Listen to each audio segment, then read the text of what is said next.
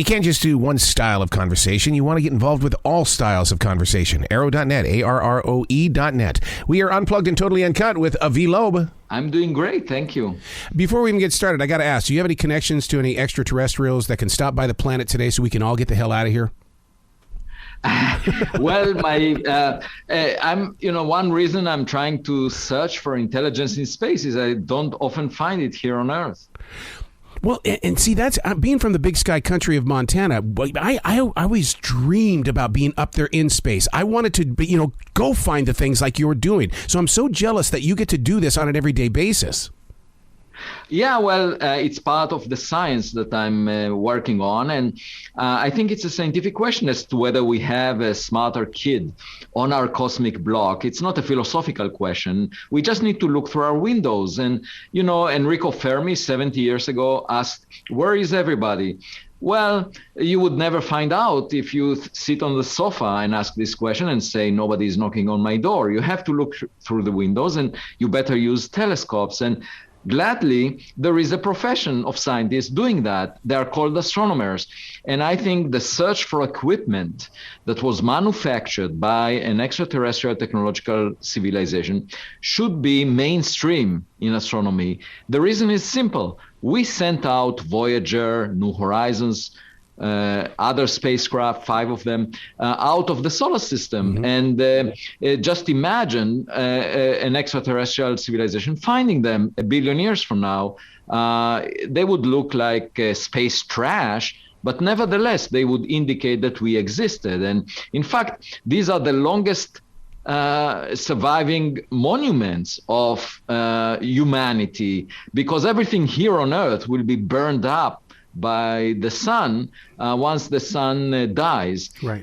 It will expand and burn everything on Earth. So, when I go to Harvard University and I see all these monuments, these paintings of past presidents and deans and sculptures and so forth, they try to preserve their physical appearance in some way, but that's not a long-lasting monument. The only way to preserve something of us for the long run is to send it into space. Yeah, and that's what I love about this book, Extraterrestrial, the first sign of intelligent life beyond Earth, is that you open up our eyes to, the possibilities of something being out there. This is more than a rover on Mars. You are putting a fingerprint out there for that has our identity on it. Right, and we do have a rover on Mars. It's called Perseverance. Yes, sir. And it's a robot that is operated by engineers in the Jet Propulsion Lab in Pasadena. And we tend to think that if it finds microbes on the surface of Mars, that would be really cute, because finding such a thing would never risk our self-esteem. We're still much more intelligent than any microbe. But imagine the Perseverance rover bumping into the wreckage of a spaceship with a technology that is far more advanced than we possess. That would damage our ego and change our perspective about our place in the universe. And the way I think of it is, most likely the first encounter we have will not be with biological creatures, the way science fiction stories portray it. It's most likely to be with artificial intelligence astronauts, AI astronauts, because AI systems are currently on the path of driving cars, and in the future we may send them to space. And the advantage is you don't need to give instructions, and across the distances, the vast distance between stars, there is no way to give instructions in real time the way we do with Perseverance. You need an autonomous system, and an AI system that learns from experience is the best solution. You can't send people because they would not survive the journey. It's a very long journey, and space is very hazardous. There are energetic particles out there, so we cannot really last for a long time. And so, when you look at the Star Trek, that's not very realistic. I never liked science fiction because it violates the laws of physics very often. I'm so glad that you brought that up about the AI, because I was recently with an astronaut and I said that Captain Kirk will be an AI, and he was kind of disappointed with my point of direction, because he says we're trying to get up into space, and if we're going to send only AIs, we're not doing what we were designed to do. But no, I'm so with you on the AI. Yeah, no, I'm very proud of our technological kids, as proud as I am about my biological daughters, because, as long as they can perform better than I am, than I can, then I'm happy about it. Why should we believe that biology is the pinnacle of creation? In fact, we can create those AI systems in our image, and they would be able to perform much better than our biological kids, than humans can. And I have no problem with that, as the future of space exploration being led by AI systems that can survive long journeys and do a better job than humans. Why should we have a problem with that? And they can go places, they can reconstruct what we are proud of here on Earth, if they have 3D printing capabilities. And I see that as the future. And since we can imagine it to be our future, someone else might have done it already 1 billion years ago. Albert Einstein is probably not the smartest scientist that ever lived since the Big Bang. I'm sorry to break the news, because, most stars formed billions of years before the sun, and there could have been a smarter scientist on another planet around a star that was born much before the sun, and that happened 1 billion years ago. So if there was a civilization that benefited from the wisdom of that scientist, they could have sent equipment and probes into interstellar space 1 billion years ago. And by now, that equipment would have reached everywhere in the Milky Way galaxy, because even with chemical propulsion, we can cross the Milky Way galaxy many times over in 1 billion years. So the question is, do we live in such a reality? This is very possible, simply because we know that half of the sun-like stars have a planet the size of the Earth, roughly at the same separation. So the dice was thrown many times over. And the question is there equipment, AI astronauts around us? And the only way to find out is by looking through our telescopes, not by arguing about it philosophically. That's what Galileo Galilei said 4 centuries ago to the philosophers. He said, look through my telescope and you would realize that the Earth is not at the center of the universe. In fact, the Earth moves around the sun.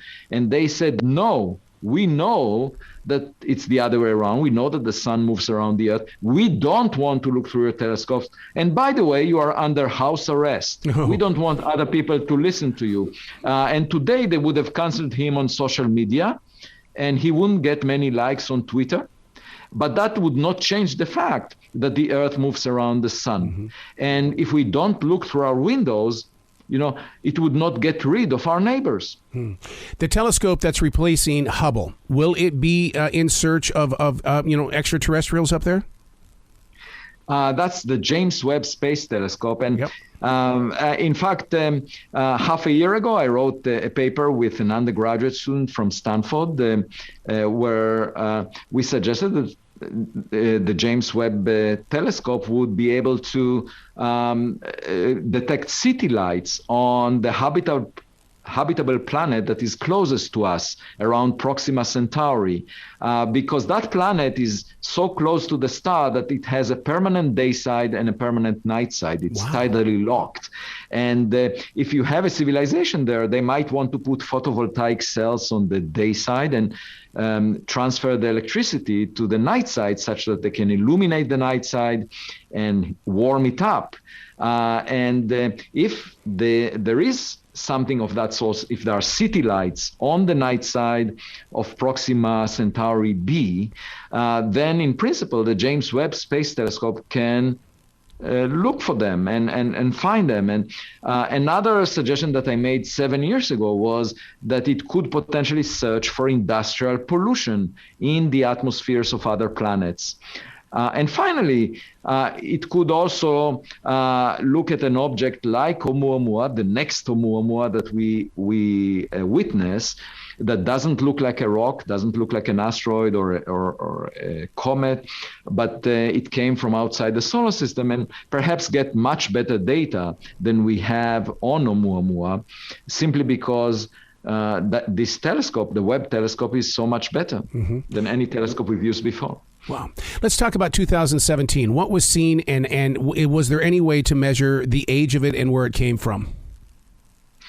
Right. So the object was anomalous. It was the first object that we discovered close to Earth from outside the solar system, moved too fast to be bound to the sun. And at first, astronomers thought it must be a comet because comets are icy rocks that populate the outskirts of the solar system. And when a star passes by, it can easily dislodge them into interstellar space.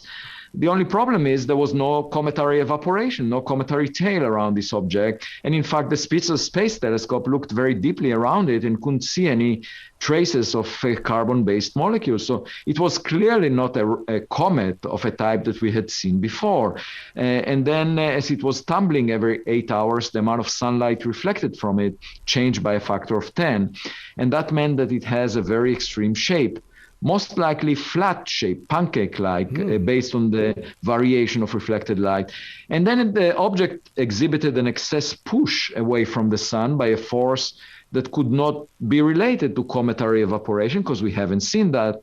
It was not the rocket effect that is pushing it. The question is what was pushing it? And the only thing I could think of was the reflection of sunlight. And that meant that the object is very thin. And in September 2020, there was another object discovered. It was given the name 2020 SO, and it also exhibited an excess push away from the sun with no cometary tail. And then a few weeks later, it was realized that it's actually a rocket booster that NASA launched in 1966 as part of a lunar lander mission. And it had thin walls. That's why it had a large area for its mass, so it could be pushed by reflecting sunlight. And we know that it's artificial because we produced it. The question is, who produced Oumuamua, this object from 2017? Wow. You know, when you have situations like that, it makes you want to look up into space even more. But more importantly, when they get into your book, Extraterrestrial, it really opens up the idea of there is not what if, but there is. And I love that feeling because it teaches you to become an explorer yourself. Right. I think science is really the biggest treasure we have, in the sense that it educates us to be modest. We should not assume that we know the answer in advance. That was the message of Galileo Galilei to the philosophers at the time. And I would have thought that by now everyone would know that this is the right approach. But even within the scientific community, it's not obvious to a lot of scientists. For example, there is a very popular idea among theoretical physicists called string theory. And there is no hope in the foreseeable future that it will ever be tested experimentally. And it's not a nuance. Learning from evidence is not a nuance of science. It's actually the foundation of science. That's what Galileo said to the philosophers. Look through my telescope and your knowledge will change. And the point is that you can pursue string theory without worrying about trying to test it, but then you might spend your entire life on an idea that will turn out to be, I would say, a Ponzi scheme, because a Ponzi scheme is all about. What Bernie Madoff was telling people is, give me your money and I will return more back to you, irrespective of what the stock market does. That was a beautiful idea until it was put to the test, to the experiment, where people asked him for their money back. And then it was clear that it's not a description of reality. Now, humans have this tendency of believing in virtual realities that allow them to feel better about themselves, that bring them pleasure, and if string theory brings pleasure to some mathematicians, so be it, but it may not be a description of reality. That's my point. And the only way to find out is to collect evidence through experiments. And so that applies also to this subject. Whether we are the smartest kid on the block or not will be dictated by the evidence we find. And of course, you can say there is no extraordinary evidence so far. The point is, extraordinary evidence requires extraordinary funding. Otherwise, it's a circular argument. If you don't fund the search, we would never find gravitational waves if the National Science Foundation would not allocate $1.1 billion to the experiment, the LIGO experiment. And we don't really know the nature of dark matter. Most of the matter in the universe is of a nature that we don't quite know. And there were billions of dollars allocated to the search for dark matter over the past 40 years.